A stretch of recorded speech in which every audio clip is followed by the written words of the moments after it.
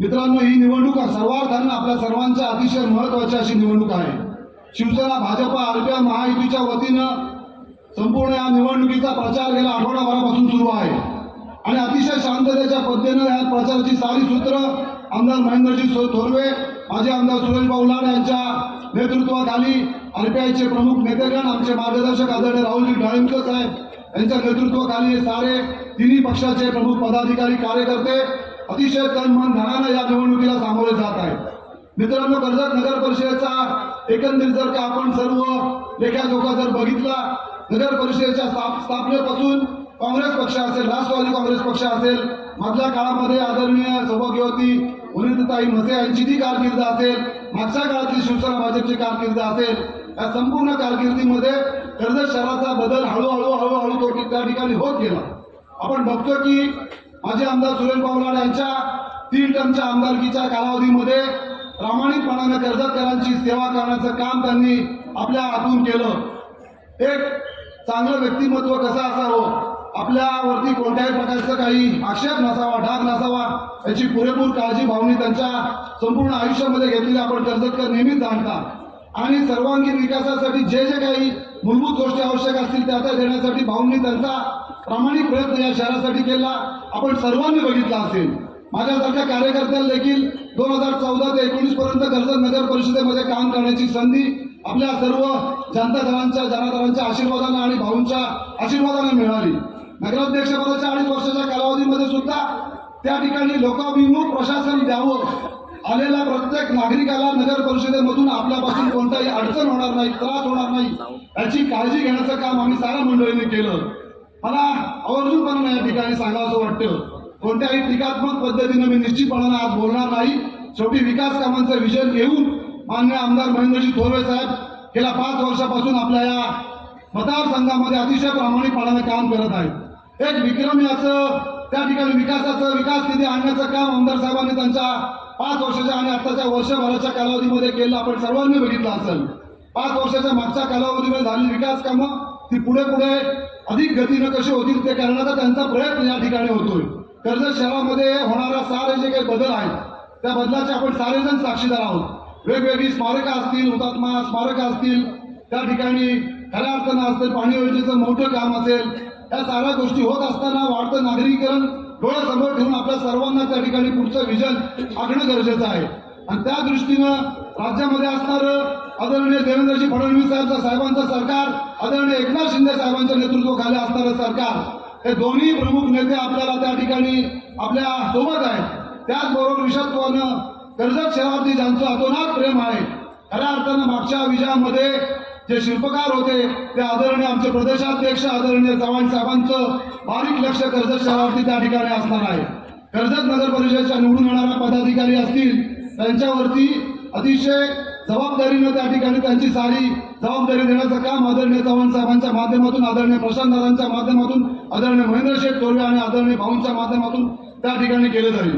परवाच्या या ठिकाणी या सभेमध्ये त्या ठिकाणी परवा सभा संपन्न झाली। खरं तर वसंत शेठ या ठिकाणी या चौकाला अतिशय ऐतिहासिक असं महत्व आहे। कोकणचे भाग्यवेत्ते बॅरिस्टर AR अंतरे साहेबांपासूनच्या सभा, 1984 पासूनच्या सभा, 1989 ची सभा, 1900 प्रत्येक लोकसभेच्या सभा या ऐतिहासिक क्रिया चौकात आपण बघितल्या। परंतु परिवर्तन झालं, त्याप्रमाणे त्यांच्या वैचारिक सुद्धा नेत्यांचं परिवर्तन झालं आणि नेहमीप्रमाणे सरळ असणारी कपालेश्वराच्या साक्षीनं होणारी सभा, कपालेश्वराच्या धापा महाराजांच्या समोरचा आशीर्वादाची होणारी सभा, ती त्या ठिकाणी वेगळ्या त्या ठिकाणी रूटवरती गेली हरकत नाही। परंतु त्या सभेमध्ये सुद्धा काही मंडळींनी त्या ठिकाणी टीका केली, विशेषत्व करून त्या ठिकाणी काही आक्षेप घेतले गेले, काही नावं त्या ठिकाणी वसंत आपल्या सारख्यांचा सुद्धा त्या ठिकाणी थोडासा चांगल्या पद्धतीने नामोल्लेख झाला, हरकत नाही। शेवटी प्रत्येकाला भारतरत्न डॉक्टर बाबासाहेब आंबेडकरांनी दिलेलं संविधान, त्या संविधानाप्रमाणे विचार व्यक्त करण्याची समान संधी प्रत्येक नागरिकाला आहे। आमचे ज्येष्ठ नेते, अतिशय अभ्यासू असे नेते आदरणीय भरतभाई भगत यांनी सुद्धा त्या ठिकाणी आपल्या नगराध्यक्ष पदाच्या उमेदवार स्वाती लाड यांच्याबद्दलचा उल्लेख करताना त्या ठिकाणी त्यांनी टिप्पणी केली। भाई अतिशय ज्येष्ठ आहेत, नम्र आहेत, वडीलधार आहेत, मला त्यांच्याबद्दल बोलण्याचा नैतिक अधिकार वाईट शब्दात बोलण्याचा अजिबात नाही। परंतु भाई मला आपल्याला आवर्जून म्हणायचं सांगावं वाटतं की आपण जी काही भाषा त्या ठिकाणी वापरली, नगराध्यक्षांना भेटायला 4 टेबल त्या ठिकाणी पार पडून जावं लागेल. तर बाबा नगराध्यक्ष ताई नवीन आहे, ती त्या ठिकाणी नवीन त्या ठिकाणी सुरुवात करते आणि त्या ठिकाणी ती सर्वात महत्वाचं जरी नवीन असली ती आदरणीय सुरेश भाऊ लाड यांची सूनबाई आहे, हीच तिची खरी ओळख आहे. तिच्यावरती सुरेश भाऊचा संस्कार त्या ठिकाणी त्यांच्या असणारे आदर्श व संस्कार तिच्यावरती गेल्या 3-4 वर्षापासून झाले. हे भरतभाई आपण सुद्धा त्या ठिकाणी जाणून आहात आणि विशेषतः मी उल्लेख करतो, माझा उल्लेख त्या ठिकाणी झाला, परंतु मला खात्री आहे की एखादी व्यक्ती त्या पदावर असते, त्या पदाचा तो अधिकार असतो.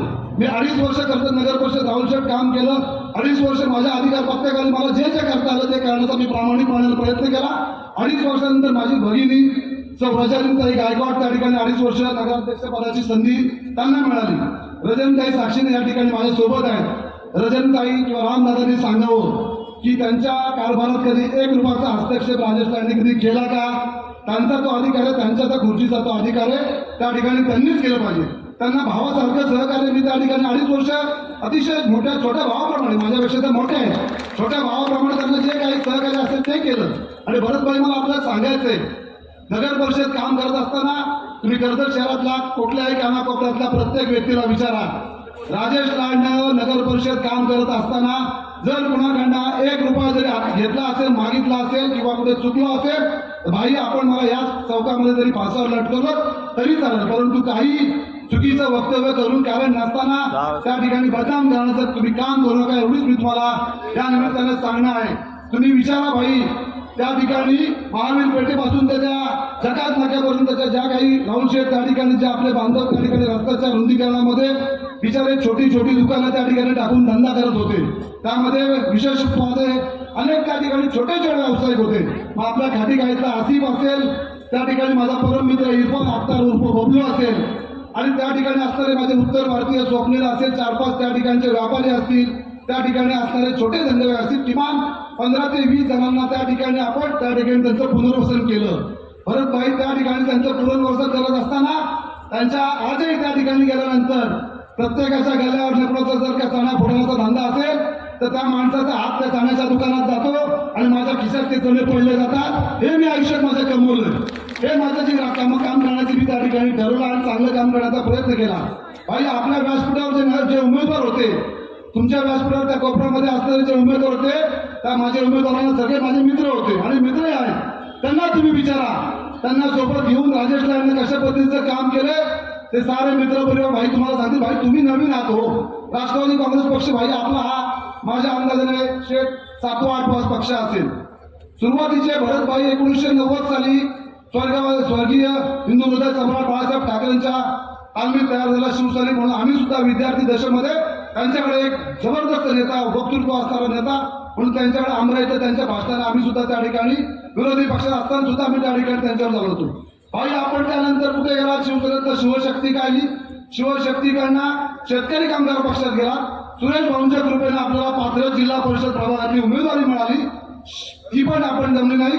पुन्हा त्या ठिकाणी आपण कसं असतं, तुम्ही ज्या ठिकाणी जाता त्या ठिकाणी तुमचा जेमतेम संसार असतो, वर्ष 2-3 वर्षाचा, 3 वर्षाचा तुमच्या संसारावर त्या ठिकाणी लिमिटेशन्स आहे. 3ऱ्या वर्षी तुमच्या संसाराचा काळीमोड होतो, तुम्ही पुन्हा शेतकरी कामगार पक्षांना शिवसेनेमध्ये आलात.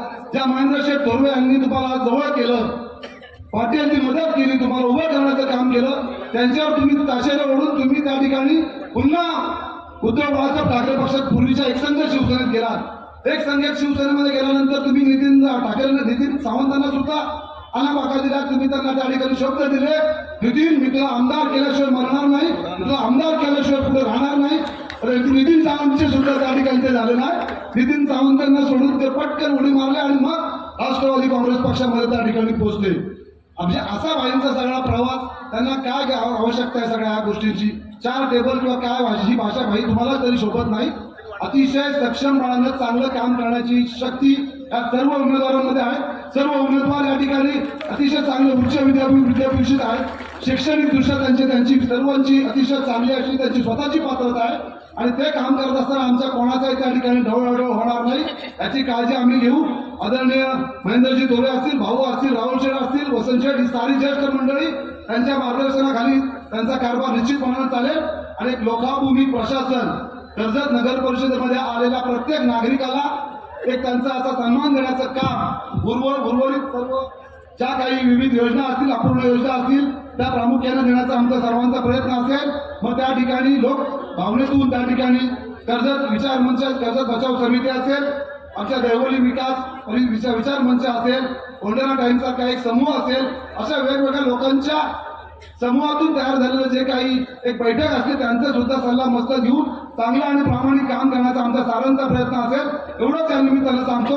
म्हणून येत्या 2 तारखेला परवा नगराध्यक्ष पदाचे उमेदवार डॉक्टर अक्षय स्वाती लाड यांच्या कमळ या बटन समोर कमळ या चिन्हासमोरचं बटन आपण दाबून त्यांना काम करण्याची संधी द्यावी. त्याचप्रमाणे शिवसेना भाजप आरपीआय युतीचे कमळ आणि धनुष्यबाण चिन्हावर उभे असलेले 10 प्रभागातील 21 उमेदवार यांना सगळ्यांना प्रचंड मताने आपण विजय करून द्यावं अशीच कळकळीची विनंती करतो आणि थांबतो. धन्यवाद. जय हिंद, जय महाराष्ट्र.